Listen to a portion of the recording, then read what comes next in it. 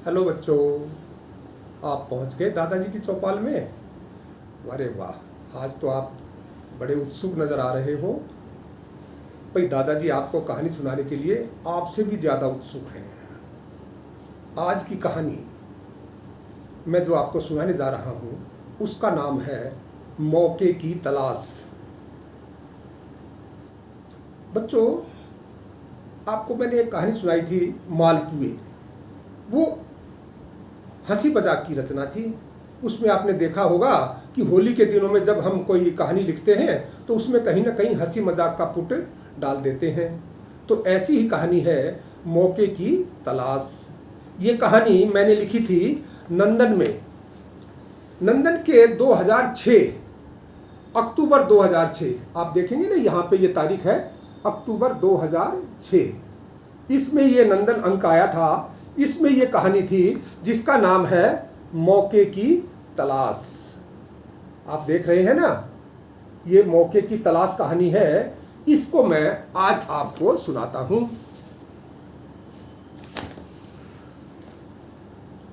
भवानीपुर गांव में दयालचंद नामक किसान रहता था। उसकी पत्नी शकुंतला कामचोर और चटोरी थी। उसका मन रोज नए नए पकवान खाने को करता, मगर पति के साथ खेत पर चली जाए तो पकवान कौन पकाए। इसी कारण कोई न कोई बहाना कर वह खेत में जाने से बचती थी। विवाह के कई साल बाद तक उनके घर बच्चा पैदा नहीं हुआ। संतान प्राप्ति के लिए उन्होंने मन्नत मांगी, अगर पुत्र पैदा हुआ तो हम दोनों में से कोई हर साल गंगा स्नान के लिए जाया करेगा। एक दिन दयालचंद के घर पुत्र पैदा हो गया। उन्होंने उसका नाम नंदू रखा। शकुंतला इस बात से प्रसन्न थी कि अब दयालचंद उसे खेतों पर चलने की नहीं कहेगा, और जब भी कहेगा तो वह बच्चे का बहाना कर अपने घर पर ही रह जाएगी। गर्मी के दिन थे। दयालचंद ने शकुंतला से कहा, गेहूं की कटाई करनी है, चलो दोनों मिलकर वर्षा आने से पहले कटाई कर लें।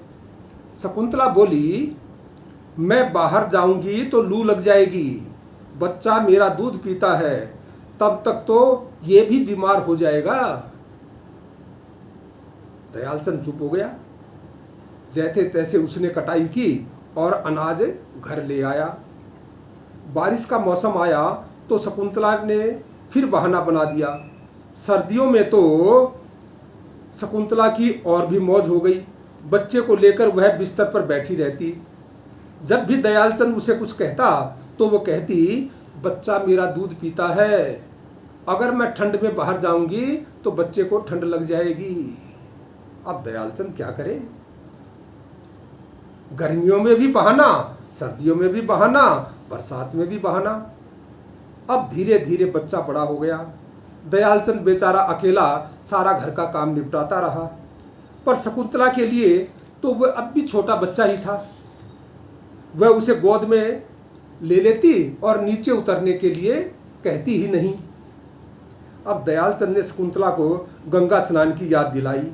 कहा, पड़ोस की औरतें गंगा स्नान को जा रही हैं, तुम भी चली जाओ, हमने मन्नत मांग रखी है, मुझे तो खेतों पर काम करना है।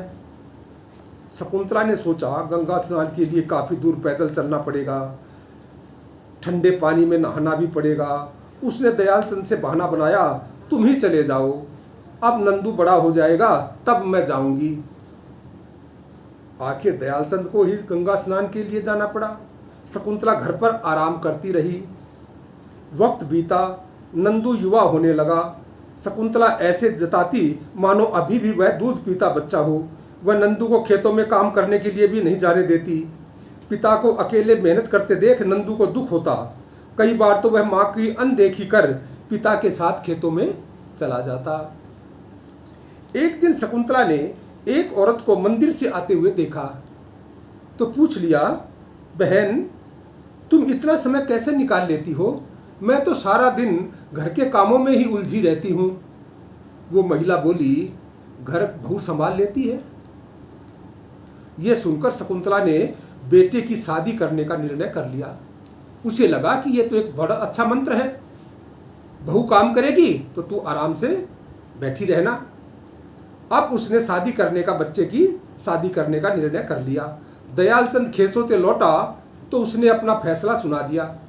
दयालचंद जानता था कि शकुंतला की रुचि बहू में कम, उसके काम में ज़्यादा है। फिर भी बेटे का विवाह तो करना ही था। उसने पुष्पा नामक लड़की से नंदू का विवाह कर दिया। शकुंतला ने बहू से कहा, जब बहू घर आ गई तो शकुंतला ने बहू से कहा, नंदू अभी बच्चा है, बेटी तुझे इसके साथ हमारी भी देखभाल करनी है। पुष्पा ने हाँ में गर्दन हिला दी। शकुंतला पहले थोड़ा बहुत काम कर लेती थी, अब बहू के आने के बाद तो उसने वह भी बंद कर दिया। वह हर समय पलंग पर बैठी आदेश देती रहती। पुष्पा सुबह जल्दी उठकर घर का काम निपटाती, फिर पति और ससुर के साथ खेत पर काम करवाती। रात का खाना भी उसे ही बनाना पड़ता। शकुंतला हर रोज नए व्यंजनों की फरमाइश कर देती। एक दिन पुष्पा की आंख देर से खुली। दयालचंद और नंदू यह कहते हुए खेत पर चले गए कि हमारा खाना वहीं ले आना। उस दिन शकुंतला ने पुष्पा को कई पकवानों की सूची थमा दी। बोली, ये सब मेरे लिए अभी बना कर जाना। बेचारी पुष्पा ने जल्दी जल्दी खाना बनाया। शकुंतला ने खाया तो चिल्ला पड़ी, तू इतनी बड़ी हो गई, तुझे खाना पकाना भी नहीं आता। पड़ोस में बहुएं इतना अच्छा काम कर लेती हैं, क्या तेरे माँ बाप ने तुझे ऐसा खाना बनाना ही सिखाया है? शुरू में तो पुष्पा चुपचाप सहती रही, पर जब बात माँ बाप तक आ पहुंची तो वह बोल भी पड़ी, माँ जी, आप बेटे को तो अभी भी छोटा बच्चा समझती हो, तो मैं इतनी बड़ी कैसे हो गई? मैं तो उससे उम्र में भी छोटी हूँ। आप दुनिया की बहुओं की बात करती हो, पर उनकी सास कैसी हैं ये बात आपने कभी नहीं की। आज जल्दी थी इसलिए खाने में कुछ कमी रह गई होगी, मैं शाम को वापस आकर फिर से आपके लिए खाना बना दूंगी। ये सारे पकवान जो आपने फरमाइश की है, ये मैं सारे शाम को आकर आपके लिए तैयार कर दूंगी। पर शकुंतला कुछ भी सुनने को तैयार नहीं थी। वह बड़बड़ाती रही। पुष्पा खाना लेकर खेत पर पहुंची। उसे उदास देख नंदू ने उदासी का कारण पूछा। पुष्पा ने सारी आप बीती कह सुनाई। दयालचंद भी पास ही काम कर रहा था। उसने भी पूरी कहानी सुन ली, परंतु वह लाचार था। शकुंतला की कलह से डरता था, अतः चुप ही रहा। जैसे तैसे समय बीता। एक दिन पुष्पा ने एक पुत्र को जन्म दिया। अब घर का काम कौन करे? दयालचंद और नंदू तो सुबह खेत पर चले जाते। शकुंतला ने जैसे तैसे कर 1-2 महीना काम निपटाया। फिर एक दिन पुष्पा से बोली, तेरा बेटा 2 महीने का हो गया है, अब काम में तू थोड़ा हाथ बटा दिया कर। दयालचंद वहीं बैठा था। वह तो मौके की तलाश में ही था। तपाक से बोला, पुष्पा ठंड में काम नहीं करेगी, ठंड में काम करने से इसे ठंड लग जाएगी, तब बच्चा भी बीमार हो जाएगा। बच्चा इसका दूध पीता है ना, तो ये भी ठंडा दूध पीकर बीमार हो जाएगा। इसी तरह गर्मी और वर्षा ऋतु आई तो दयालचंद ने पुष्पा को काम नहीं करने दिया। कहा, गर्मी में अगर पुष्पा गर्मी में का बाहर जाएगी तो गर्म लू इसके लग जाएगी, इससे बच्चा फिर बीमार हो जाएगा। बारिश में बच्चे को फिर बीमार हो जाएगा अगर ये इसका दूध पिएगा तो। इस तरीके से पुष्पा न बरसात में काम करने देता दयालचंद, न बरसात में, न गर्मी में, न सर्दी में। शकुंतला की चालाकियों ने उसका अपना मुंह बंद कर दिया था। अब वो कैसे कहे कि बरसात में बच्चा बीमार नहीं होगा, सर्दी में सर्दी नहीं लगेगी, गर्मी में माँ का दूध पीने से बच्चा बीमार नहीं होगा। ये सारे तरीके तो वो नंदू के जन्म के समय खुद अपना चुकी थी। अब शकुंतला की चालाकियों ने उसका मुंह बंद कर दिया।